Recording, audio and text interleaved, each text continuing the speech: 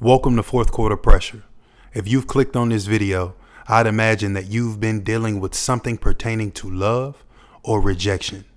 Oddly enough, within this dichotomous relationship between love and rejection, they can coexist in our friendships, in our intimate relationships, in our business partnerships. It can be present.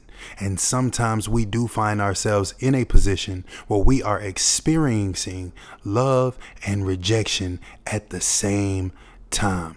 If you want to know more about how to deal with it, what it looks like, and how to overcome it and sustain peace in your life, stay tuned for the rest of this video because I'm going to be dropping gems.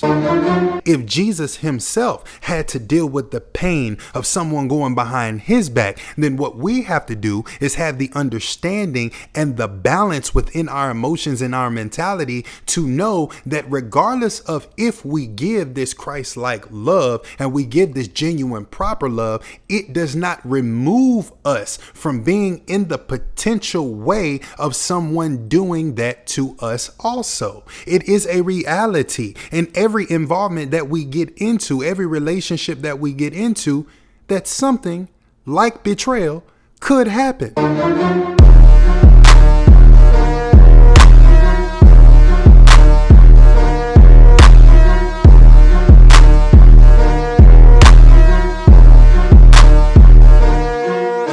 What's going on, ladies and gentlemen, and welcome back to another episode on Fourth Quarter Pressure, where you are always the more and nevertheless, sir. I'm your host, CJ Stokely, and as always, I am grateful and honored for this opportunity to be locked back in on another Tuesday, back for the betterment of you, so that you may gain wisdom, knowledge, understanding, so that you can apply it to your life to become the best version of yourself. Because remember, at Fourth Quarter Pressure, we do not succumb to pressure, we overcome pressure.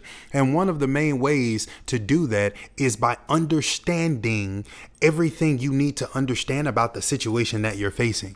I cannot overcome something if I don't know what I'm dealing with. So having information is key. So that is my responsibility and the duty that has been given to me by God in order to help you be the best version of yourself. So right now we are in a series called Love's Rejection, a interestingly enough dichotomous relationship between love and rejection, where we talk about how some love is not the proper love. When we think about love, we think about Jesus Christ, right? But Jesus Christ was rejected a multitude of times, but he was also rejected by those who were close to him, by his disciples, some of his disciples, in certain different ways and aspects. So if you go back and you look at the first episode, part 1, we talked about Jesus and Peter. On today's episode, we're going to talk about Jesus and Judas. The subtopic for this episode is called Betrayal. Love's Rejection, subtopic Betrayal. The reason why I picked that is because betrayal is a form of rejection.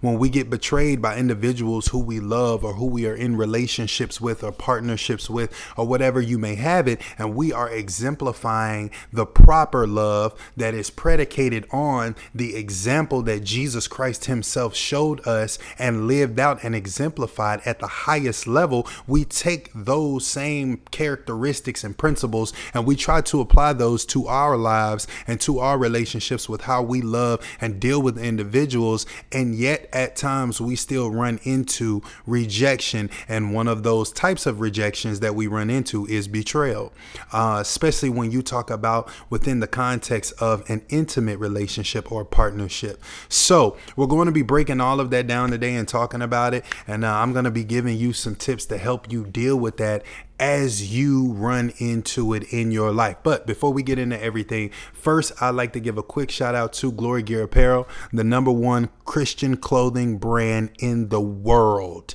If you have not gone over to check them out yet, the website is officialglorygear.com. I'll say that again one more time, officialglorygear.com. Where you dress to be the best and to impress, and you forget about all the rest. You take whatever burdens off of your chest and put on some clothes that will represent he who is the best, so that people might want to caress the clothing that you have on your chest. And now I'm done. Okay. But anyway, you get the picture. Officialglorygear.com. Go on over, check them out, because everything that you need is there. Hats, athletic wear, regular wear, hoodies, crew necks, All that you can think of is over at officialglorygear.com. So please make sure you go and at least take a look. If you don't get anything, at least just take a look, because there is a plethora of things there that I'm sure you will like. So let's get straight into it. Like I say, on this episode, we're going to be talking about betrayal and how betrayal is a form of rejection. And we're going to be using the relationship between Jesus and Judas. Now, if you do not know the relationship between Jesus and Judas, Judas was one of the 12 disciples. And Judas was also the one who betrayed Jesus and gave him up to be crucified and to be taken. So, if you have a notepad, notebook, tablet, whatever you have, I want to make sure you take notes so that you can have this information, so you can go back and look at the different nuggets that you've written down so you can apply it to your life whenever you need it. All right, let's do this. So, number one, what does betrayal in our relationships look like? Right? When we think about betrayal, what does it look like in our relationships? So for one, it looks like someone not sticking to their word on something that you all agreed upon while feelings are involved. You are loving this individual from a genuine place, whether it be a friend, whether it be a business partner, whether it be an intimate partner. You are loving this individual from a genuine place that is a reflection of Christ, the way that biblically you're supposed to love someone, and yet they are understanding that feelings are involved. They know that your feelings are involved. Nevertheless, the agreements that you all come to at times, they do not stick to. That's one way. Another way is doing things behind our back, knowing that we wouldn't like it. There are times where we find ourselves in relationships where the opposite person just does what they want to do, knowing that we're going to feel some way about it, but yet and still they still choose to do what they want to do. That is a reality of the type of betrayal that we deal with in relationships. And it's very, very, very common, even if it's just friends, even if it's just a coworker or a business partner. There are people who go behind our backs and do things that do not align with how they know we would feel if we were to see them do that. Now, you can see where the Bible says Jesus was pained by the betrayal of Judas. We have that understanding, knowing Jesus himself, the perfect definition of love. He felt a certain sense of pain because Judas went behind his back and betrayed him. So, of course, we now have to have the understanding that if it can happen to Jesus, it most certainly can happen to us, because Jesus was in every sense of the word perfect. He was in every sense of the word love. He was in every sense of the word righteous. And if Jesus himself had to deal with the pain of someone going behind his back, then what we have to do is have the understanding and the balance within our emotions and our mentality to know that regardless of if we give this Christ-like love and we give this genuine, proper love, it does not remove us from being in the potential way of someone doing that to us also. It is a reality in every involvement that we get into, every relationship that we get into, that something like betrayal could happen. But that should not negate us or stop us or block us from loving from a genuine place, because we do not do it simply because we want to do it for that other person. We do it because it is a reflection of what Christ has called us to do. It is the proper way to love. So you must understand within your mind that that is always going to be something that you encounter, the reality that you may end up being betrayed. Another way that we get betrayed is someone choosing what feels good to their flesh or emotions over you, over me, over us, and the love they have for you or for me. Sometimes people choose what feels good to their flesh. Now, you have to remember that love is selfless. So selflessness says that if I genuinely love you, I'm not going to do what I feel feels good to my flesh, I am going to do what is right. I am going to do what is just. I am going to stand on what I say. I'm going to stand on principles, morality, and a certain level of integrity so that I am moving in such a way that does not harm you and it does not make me reflect less morality than what I really want to. A lot of times when people betray us out of their flesh, they are not considering the reality that they have now lessened their morality. They're not thinking about that. They're simply focused on what feels good to the flesh. Hence, the reason for why us as believers always have to deny our flesh, because the more we deny our flesh as we follow Christ, the better our relationships and involvements go with other individuals, because we are not moving out of our flesh. You cannot deny your flesh to follow Christ and yet still find yourself constantly operating in your flesh with human beings. It is impossible to try and do both. One will fail. That is why the Bible talks about being lukewarm, because when you genuinely commit to following Christ, you will not be perfect, but a lot of the things in your life that need to have a certain level of consistency with morality and integrity, those things will be intact and in place for you to do them at a heightened level of maturity and consistency on a regular basis, because you now have committed to denying your flesh, following Christ, and the fruit that comes from that begins to be produced in every other area of your life. So now, the next question is, why do we get betrayed when we love from a genuine place? So first, we now have the understanding of what betrayal looks like. But the next question is, why does that stuff happen? Because a lot of times it's very easy to find yourself in a position where you're like, bro, I love this person with all of my heart. I give nothing but genuineness from me. I am a person who operates out of genuinity. And although I am not perfect, although I have my flaws and my errors, I try the best of my ability to do everything in such a way that comes from my heart.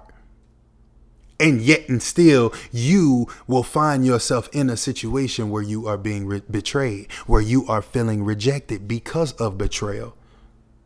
But here's what we must understand in order for us to be able to have peace and not still operate with a sound mind, with clear judgment, and not begin to act irrationally.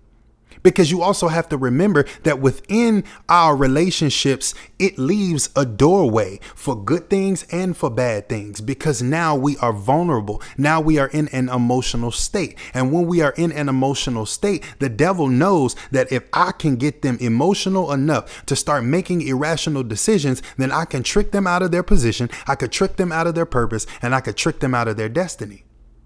So what we have to do to help control our emotions and have sound judgment and make sound decisions is get a deeper understanding. Now, once you know better, you are held responsible for doing better. And when you know now this information that is about to be shared with you, you have to operate out of that information and not allow for your emotions to overwhelm you and overtake you and consume you and cause you to do things and act out in ways that are not conducive to who you are in the body of Christ. So now, why do we get betrayed? Point number one, human error. Human error. You make mistakes. I make mistakes. We may love from a genuine place, but there are mistakes in our lives somewhere as it pertains to the involvements that we have with other individuals. Their mistake may not look like your mistake, but the reality of it is that it's still mistakes. And what you do may be something that they care about, that hurts their feelings, that makes them feel a certain type of way. So you cannot be quick to overlook the reality that we have flaws too. We have our errors too. And as being humans, that is something that is going to happen. It is something that is common. We can never be perfect. That's why we need Jesus Christ, because he was the only one who could do it. If we can make every perfect decision all of the time, a lot of us will be exactly where we really want to be in life. But we need Jesus to help make us perfect. We need Jesus so we can have the blueprint to look at and say, okay, I understand my imperfections, but here's what I'm aiming for. So you must understand that as you experience betrayal and rejection from individuals who you love from a genuine place, sometimes you have to just let it be what it is because they are human. They don't think the way that you think. They didn't grow up the way that you grew up. They don't have the understanding that you have. These are two different individuals with two different thought processes and a lot of times two different genders. So you have to simply just understand that sometimes I do get betrayed because they're human. Now, another reason why we get betrayed is a lack of spiritual maturity and integrity. Not everybody has the same heightened level of spiritual maturity and integrity. And a lot of times, in order to get to that point where they do have that, that takes a lot of time. It is not, I just became a Christian and I believe in God, and just like that, I'm going to be operating a certain kind of way. It takes time. It takes experiences. It takes trial and error. It takes mistakes. It takes you to have patience. You have to be able to have patience for individuals who betray you. You have to have grace and mercy and understanding for individuals who betray you, because how do we know this? We betray God all the time. Every time we sin, we're betraying God. Every time we fall short of the glory, we're basically saying, okay, well, I guess Jesus just died for no reason. Now, in our minds and in our hearts, we say, no, I don't feel like that. But yet we find ourselves operating and producing actions that reflect that we would have that type of thought process. But in reality, it goes back to what I said before. We are human.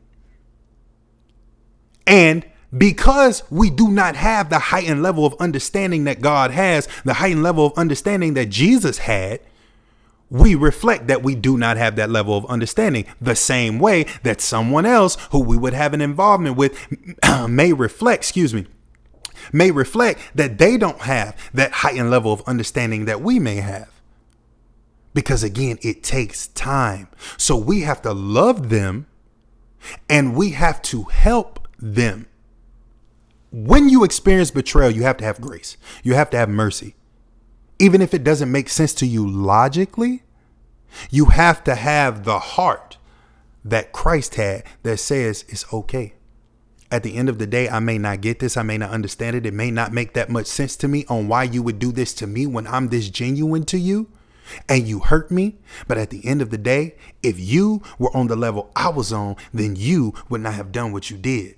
So something must be missing. So let me try to teach you. Let me try to love you through this. Let me try to help cultivate a certain level of spiritual maturity and integrity instead of me just lashing out in frustration and anger and hurt because I am emotionally damaged at this point. Now, what's another reason? Sometimes what we are experiencing in our involvements with other individuals is not love, it's lust. The reality of it is that lust does not just have to be sexual. You can lust over money. You can lust over material things. You can lust over success. You can lust over individuals. You can lust over ideas, an idea of the type of person you want or the type of relationship that you want. So sometimes the people that we are involved with don't actually love us. They lust us.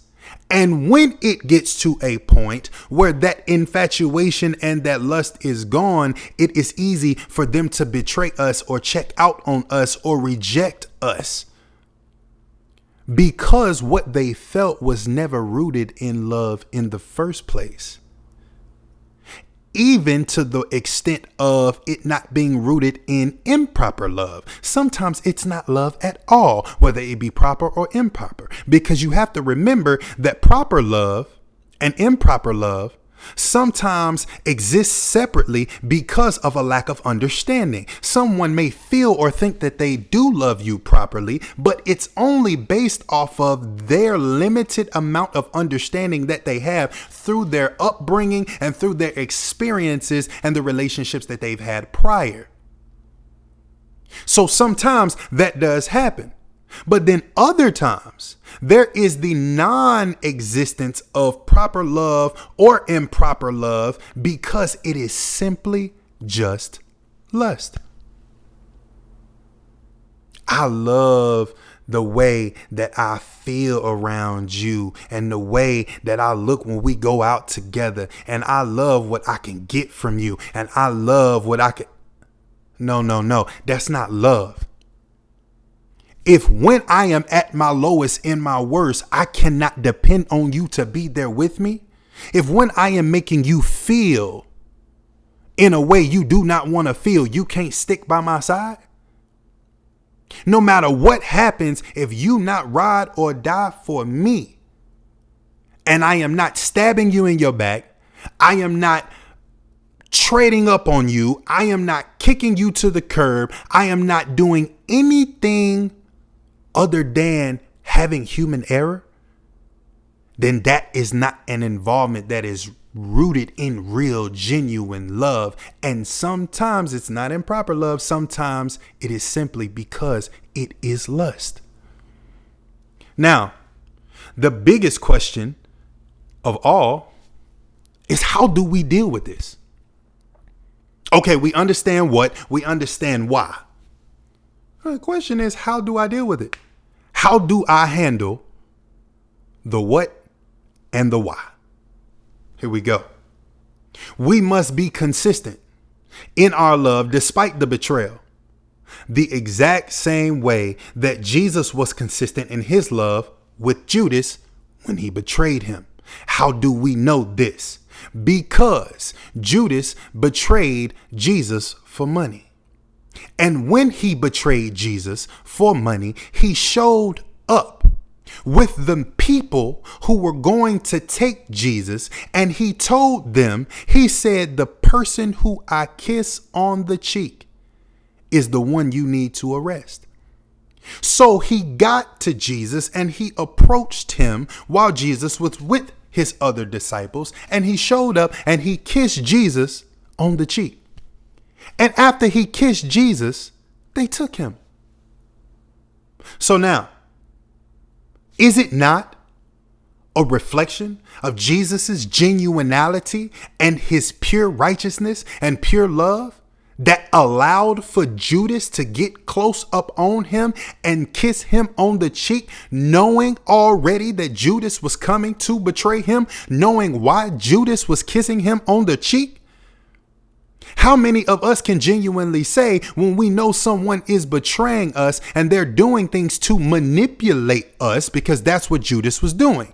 He was trying to manipulate Jesus in order to betray him so that he could get something out of it that he wanted, being the money he would get for betraying Jesus. How many of us could sit in that same situation and say, I'm going to let you do what you're doing. I'm going to act like I don't know. I'm going to play along with it. And I'm going to allow for you to betray me. And I'm not going to say a word. I'm just going to feel what I feel on the inside because I love you. Because at the end of the day, I am love. I am righteous. I am always operating out of a place of perfection.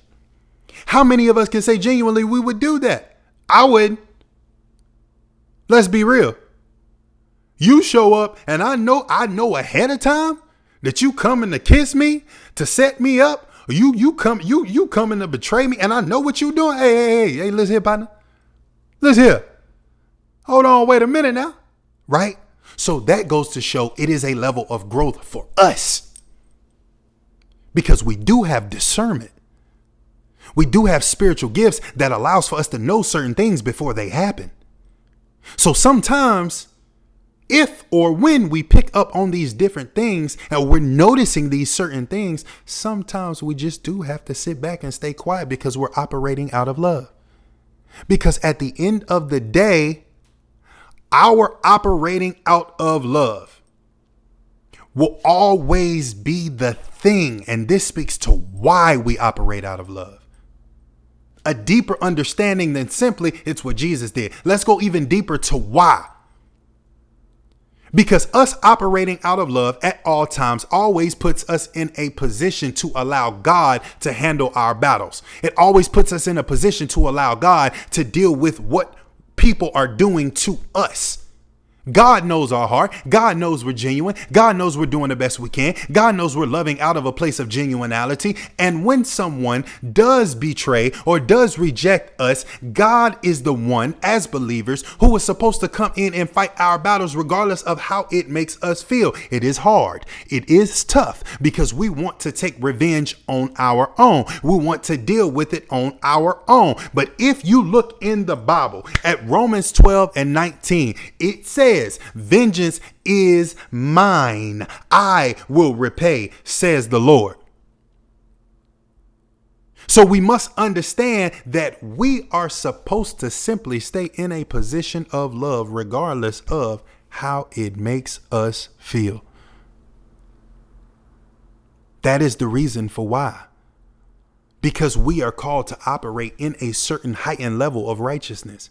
Because remember, everything on this earth is temporary anyway. It is not about trying to sustain our lives here. It is about us going and being with the Father and living in eternal life with Him.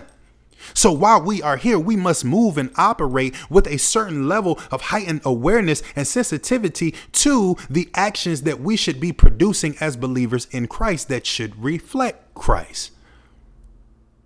So we must take on the responsibility to always stay in that position of love, because our love will lead to their conviction. Not only will God handle our battles, but our love, our staying in a place of genuinity, us not responding the way we may want to, the way we could, the way we feel like at that time we should, but yet responding in the way that Jesus did to Judas, it will lead to their own conviction. It will lead to their own guilt. It may not be this year. It may not be next year. It may not be 5 years. It may not be 10 years. It may be on their deathbed.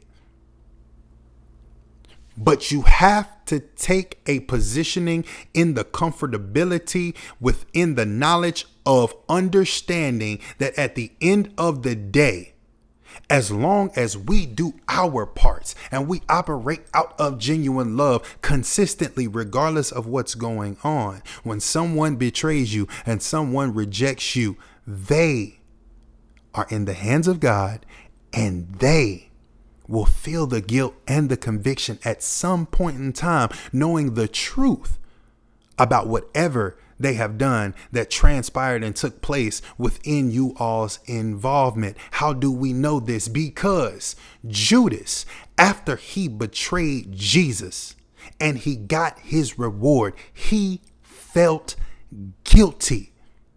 The conviction that he dealt with was so much and so agonizing that he hung himself.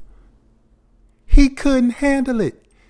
It was too much. Why? Because you have been walking around with the perfect example of love. Someone who has loved you, who has called you out, who has helped develop you, who has taught you and led you and believed in you and trusted in you and loved on you in a way that no one else on earth ever could have. And you went and broke this connection. You went and betrayed this righteous, perfect individual, the same man that when you kissed on the cheek, you called him Rabbi, the same one who was your teacher, who was your leader, who you so called loved. And yet you knew he loved you with a heart full of genuinity and righteousness.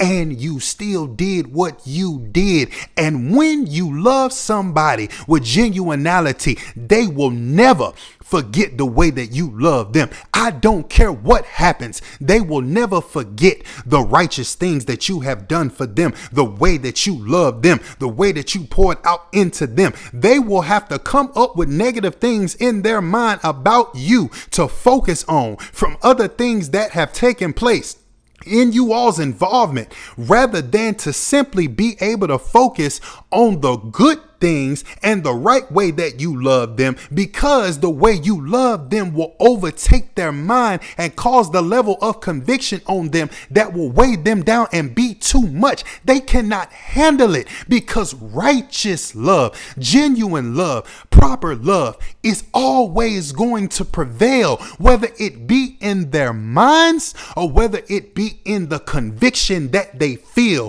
whether it be in their hearts if they display the same thing or not.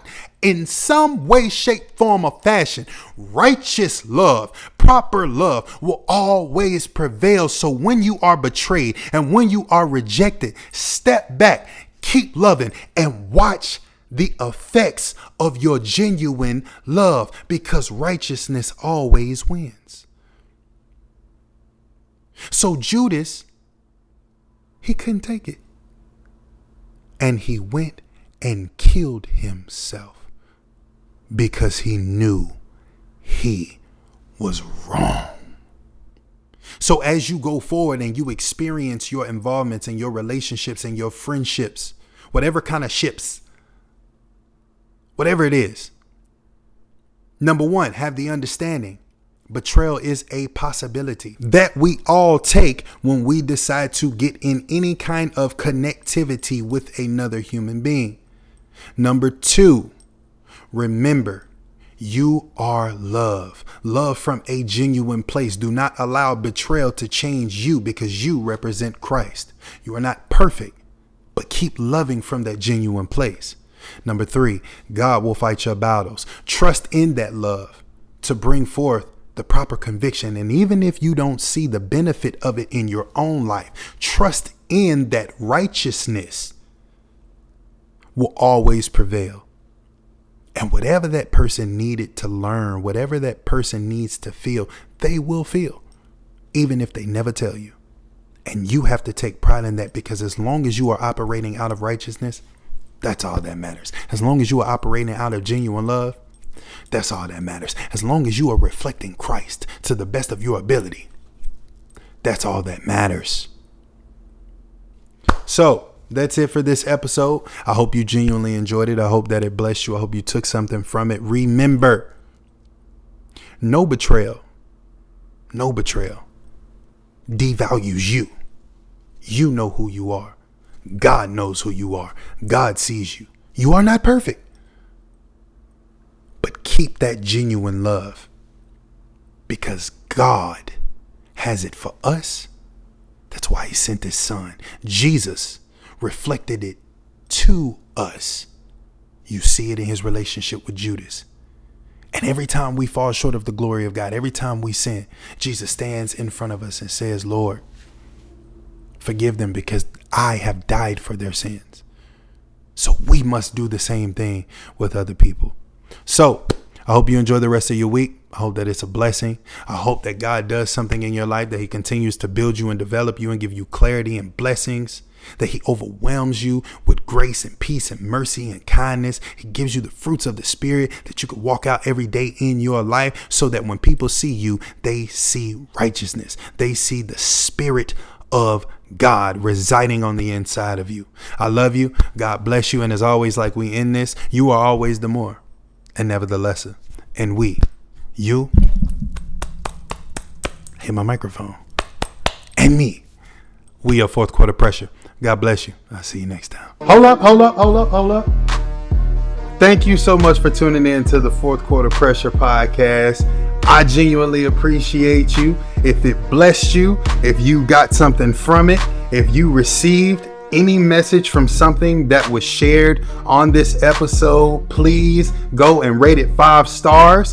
Please like, share, subscribe, the whole 9 yards. Spread the word to your friends, your family members, because we are trying to make an impact. We're in this together.